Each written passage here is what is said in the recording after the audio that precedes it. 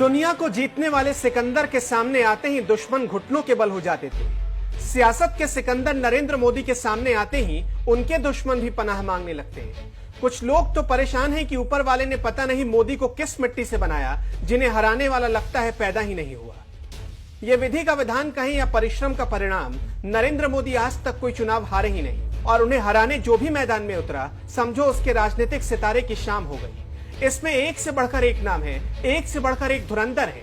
कुछ तो बीजेपी के हैं और कुछ बीजेपी के बाहर वाले। इन्हीं में से एक नाम है शत्रुघ्न सिन्हा का। कभी बीजेपी में रहकर बड़े बड़े बोल बोलने वाले शत्रुघ्न सिन्हा को मोदी से पंगा लेना इतना भारी पड़ा कि जनता ने उन्हें खामोश कर दिया। खुद तो हारे ही, बीवी पूनम सिन्हा भी लखनऊ से हार गई। बीजेपी से टिकट नहीं मिला तो कांग्रेस अध्यक्ष राहुल गांधी की परिक्रमा में लगे रहे और जब कांग्रेस ने अपनाया तो जनता ने ठुकरा कर घर बिठा दिया। लाल कृष्ण आडवाणी। राजनीति में पीएम मोदी और लाल कृष्ण आडवाणी का रिश्ता भले ही गुरु शिष्य वाला रहा हो, लेकिन 2013 में पार्टी की राष्ट्रीय कार्यकारिणी की बैठक में नरेंद्र मोदी के पीएम उम्मीदवारी का विरोध करने वालों की आवाज उठी तो उसमें मुखर नाम था आडवाणी का। मोदी जिस आडवाणी के लिए सियासी बिसात पर जीत के मोहरे सजाया करते थे, वही आडवाणी जब भीतर मन से बगावत करने उतरे तो बीजेपी में किनारे लग गए। ना राज्यपाल का ही पद मिला, ना राष्ट्रपति का ही पद। केशुभाई पटेल। गुजरात की राजनीति में यह नाम गायब ही हो गया, क्योंकि गुजरात के इस लेहुआ पटेल नेता ने नरेंद्र मोदी को सत्ता और सियासत से बाहर करने की कसम खाई थी। 2001 में केशुभाई पटेल को ही हटाकर नरेंद्र मोदी गुजरात के सीएम बने थे। केशुभाई तब से नरेंद्र मोदी के खिलाफ संगठन में बगावत करने की कोशिश करते रहे और आखिरकार उनका ही राजनीतिक करियर डूब गया। संजय जोशी। दोस्ती से दुश्मनी का सफर तय करते ही संजय जोशी का करियर भी डूब ही गया। मोदी के दोस्त कहलाने वाले संजय जोशी को गुजरात संगठन का प्रभारी बनाया गया। बाद में आरएसएस के प्रचारक भी बने।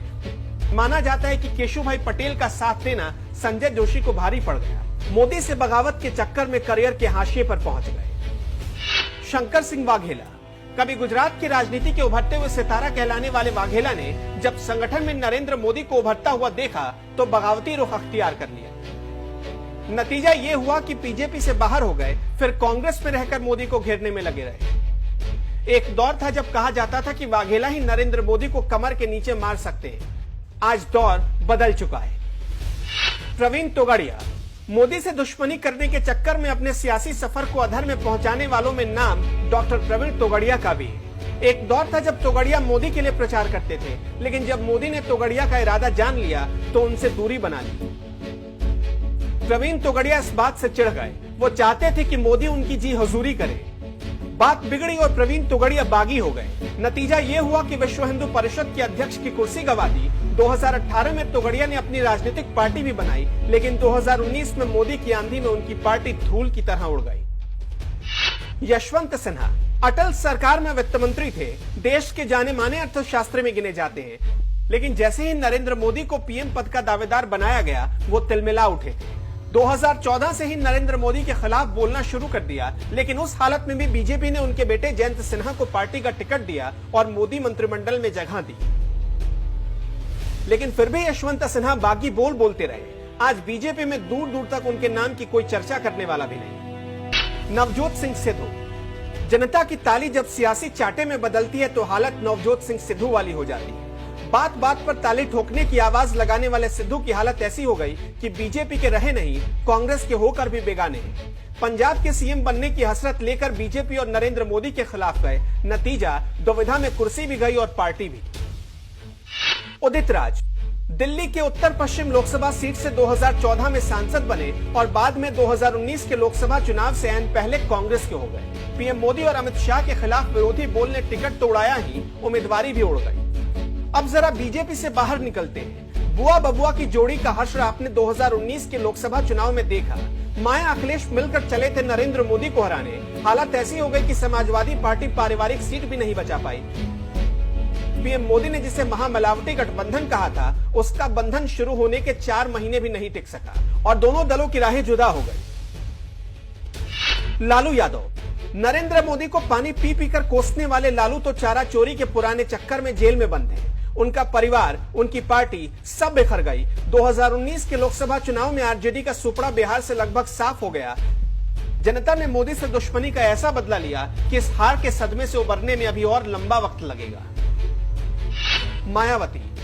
नरेंद्र मोदी के नाम में पता नहीं कौन सी मिर्ची है कि मायावती नाम सुनते ही बिदक जाती है। इसे दुश्मनी की वजह से पहले 2014 के लोकसभा चुनाव में उनका खाता नहीं खुला और फिर 2017 के उत्तर प्रदेश विधानसभा चुनाव में बुरी तरह पिटकर उनकी पार्टी सिर्फ 18 सीटों पर सिमट गई। 2019 में अखिलेश के साथ मिलकर मोदी को रोकने की हसरत भी चकनाचूर हो गई। राहुल गांधी। मोदी से दुश्मनी का मतलब क्या होता है, अगर ये बखूबी जानना है तो राहुल गांधी से पूछिए। इस दुश्मनी का दर्द तो उनके सीने के हर कोने में मौजूद है और यही दर्द जब हिलोरे मारता है तो अध्यक्ष पद से इस्तीफा देने की जिद शुरू हो जाती है। इसी दुश्मनी की वजह से 2019 के लोकसभा चुनाव में अमेठी जैसी परंपरागत सीट हाथ से चली गई। कांग्रेस खात्मे के कगार पर पहुंच गई और फिर से लोकसभा में विपक्षी दल लायक भी सीटें नहीं जुटा पाई।